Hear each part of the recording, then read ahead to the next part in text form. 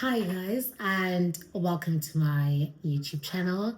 Igama with Neliswa Nyandeni, and welcome to another video. I was in another vlog, but welcome to another video today. So it's currently a Sunday. I'm shooting this video maybe an hour or two before I upload it, only because I made a promise to myself and I intend on keeping it, okay? I promised myself that one, I want to post weekly. And I planned my content, so I really don't want to let myself down, because if I do skip this week, then I know I'm gonna feel bad and I'm gonna beat myself about it. So now I have the time, so I might as well squeeze in a couple of minutes. So it's not gonna be a long video. A few days ago, at the beginning of this week, I had sent out a poll on Instagram asking people to, ask whatever and however that they would like to ask. And I got a couple of questions that I'm going to tackle today. It's very safe questions. And I think it's questions that is fair enough, for people that actually want to know you better. So thank you so much for everyone that sent through their messages, or their questions rather. And I really do hope and intend on answering these questions the best way that I can. It is quite a wet day in Cape Town today. And I'm literally sitting in front of the window and it is pouring. So after this, I'm going back to my snuggles. So I have the questions on my desktop because I'm using my phone to record at the moment. So I'm just going to be turning around now and then just to make sure that I have the right question. So let's get into it. But before we do so, please don't forget to comment, to like, and most importantly, to subscribe. And I promise it's going to be fun, man. Kumnandi Ava. And let's grow together. Onto the questions.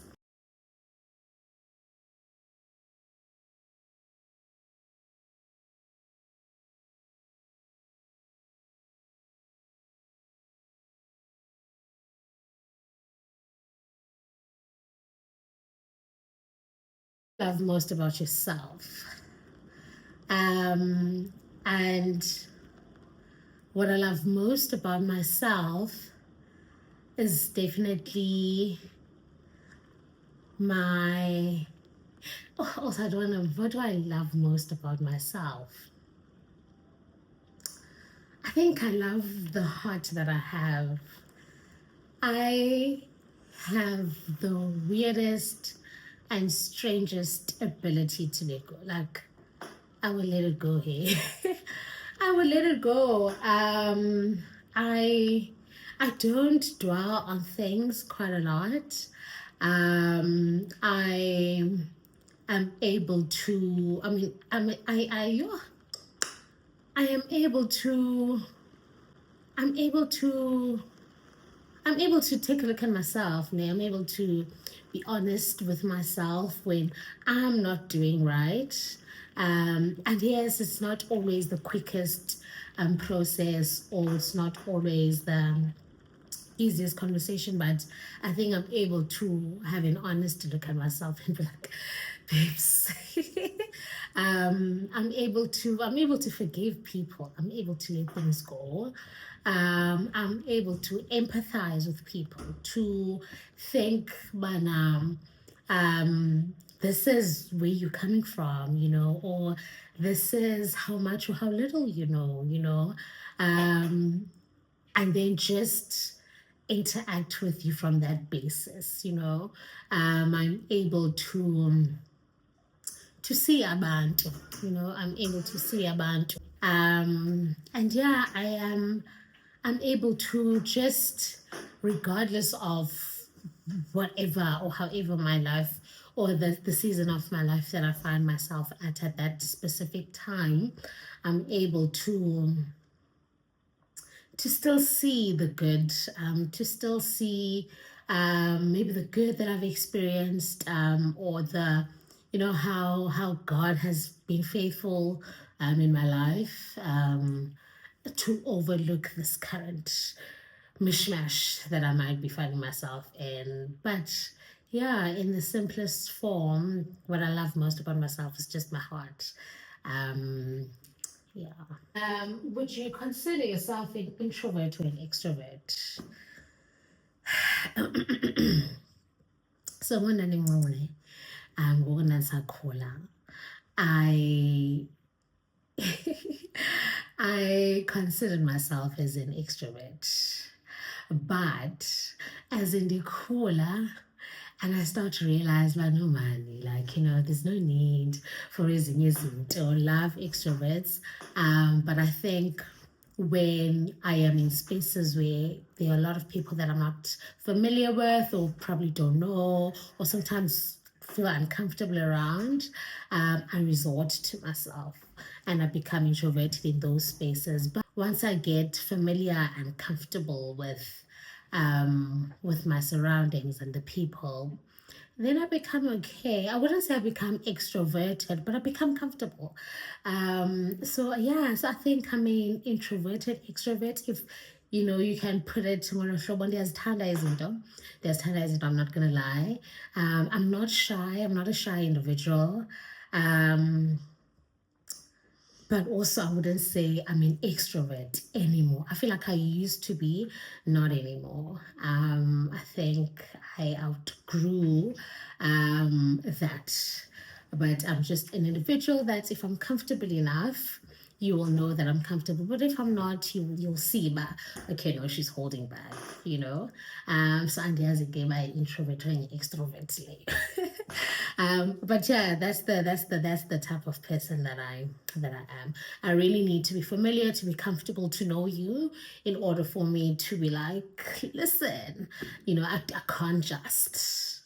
I really can't. I used to be able to do that, but not anymore. Next question. How old are you? I am currently 25 years old, turning 26 in a month time. So yeah, still a young. The best part about being a parent. Yeah.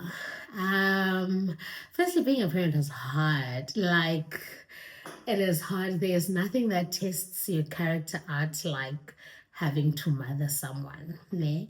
Remember, when you are someone's parent, you are literally shaping an entire individual that has their own personality. And your contribution is to really just steward that, so that it can come out to life. Because when God creates a child, He creates a child in His own way, with their own way of thinking, their own way of doing things, their own personality. And yes, you might have, some characteristics as Zako and the father, but that child is their own individual, and you need to be okay with that. So I think for me, the best part about being a parent is yet the toughest, is just knowing that I have been entrusted with this individual's life, to help them navigate life, to provide for them. But it's also a gift in a way that through teaching and giving them an environment for them to grow, I am also creating an environment for me to grow. I am also teaching myself things about myself that, maybe I knew, or maybe I didn't know, when there were blind spots, and now they're like, hey girl, you're not as patient as you thought you were, or sweetie, your anger, so having to train a child, it really exposes. Nana, please don't do that. It really exposes you, to different areas, of your own character and personality, which can be a good thing and also a difficult thing at the same time, because then you really need to face it, and the best part about being a grown mom is that I have a best friend, Sana, that in Lepetangwam. I have a best friend, Ella Petangwam. I think also being someone that grew up with it, because like I come from a large family, I have a lot of siblings. I am very close with my sisters, né? However, at this stage in our lives, we are all, building our own lives, and our lives look different. Né? So it can really get lonely. So I appreciate having a girl child that I can do girly things with, that I can have silly conversations with, and we can just be girls. Also, when you have a child in your life, you are also forced to see life through their lens. So I really appreciate that, being excited about little things again, being excited about having a pink gown, or doing our nails, at a nice shop for the first time, or whatever the case is, money, because for them that's brand new, and because we have, been used to this thing, we we've forgotten how to appreciate the little things. So having a young child that is experiencing all of these new things, puts you in a position to also just appreciate the little that you're exposed to. And then the next question is, if you don't mind, how did your family take you having a child before marriage? I don't know. I don't know. I mean, I can assume that as umzali, xa ukhulisa umntana, you have a certain trajectory that you would like ba ubomi balo mntana omkhulisayo buhambe ngayo. So you think school, you think graduation, you think first house, you think first car, you think pour into us, so when that child now has a responsibility, obviously priorities will be shifted, not changed entirely. There will just be a shift. But I think I also come from a very open family. It didn't shake my relationship with my parents, my relationship with my older siblings. In fact, they were more supportive more than anything. I also think that it helped that, yes, studying, but I had umntana and I was working already. So I wasn't going to bring a responsibility over myself. So I think that also helped. I think it also helped that the father of the child was also, is still a responsible individual and a present one at that, So I think also those things come into play. So my family didn't feel like they are now going to have to carry a burden. I was already living out of home. I was already working. I was already living my own life. And yeah, maybe they felt a bit of a disappointment because it's out of wedlock. And that's not something that is ideal, but I don't think whatever it is that they felt came from having to now have another responsibility added to their plate. But they were very supportive, and I didn't feel like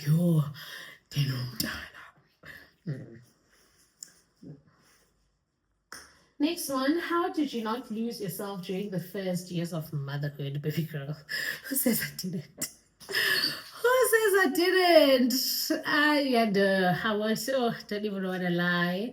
The first years of motherhood are tough. Because especially when you're still young, money. I know we always say, when you have a child, your life doesn't stop. Excuse me. It does. It does, because you don't have the freedom that you usually had. You don't, your priorities need to be rearranged. Um, and also you just go through a lot of changes physically, emotionally, socially as well, ne? Because now you're no longer just a girl, you're a mom.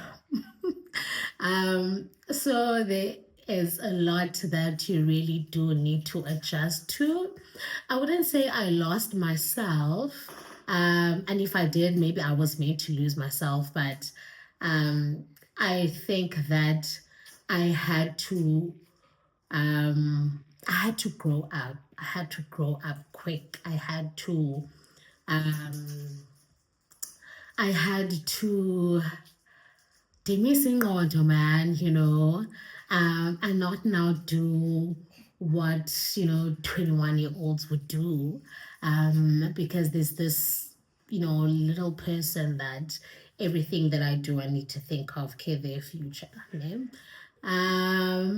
But you are still allowed to have fun, you're still allowed to have friends, you're still allowed to be yourself, but all of that now revolves around a new person that you brought to life. So that can be a difficult adjustment. It really can be a difficult adjustment, I won't lie. And yeah, I think, yeah, it wasn't losing myself more than it was just really having to adjust and to adjust quickly. And yeah, and I think, how do you not lose yourself? Make sure that you still have your own going on. Make sure that you still have a job that you can pour into, that you still have friends, that also understand that now your life looks a little bit differently. Ne? Make sure that you are still able to do izinto that you like and enjoy, that make you feel like you and not a mom. So if you enjoy reading a book, continue finding time to do that. If you enjoy looking pretty, getting your hair and your nails done, guys will be surprised at how much that can do to just how you view and perceive yourself. Still do ezo zinto, ne? If you enjoy going to the gym and staying active or playing a sport, find time to do those things, because at the end of the day, also your child needs a happy mom, ne? And you can only be happy if you are also prioritizing your joy and your happiness and your peace. Otherwise, you will just be angry and resentful towards the whole situation. So prioritize having and doing things that still make you feel like you, outside of you being someone's mom. Ne? So that's how I navigated the transition. Yeah, and you will lose part of yourself. I think as a bantu, we are constantly evolving. You can't expect to stay the same. So if you do need to lose certain parts of yourself just because you're now a new mom, then embrace that. Go through that struggle, feel it, and then learn the new you, for lack of a better word.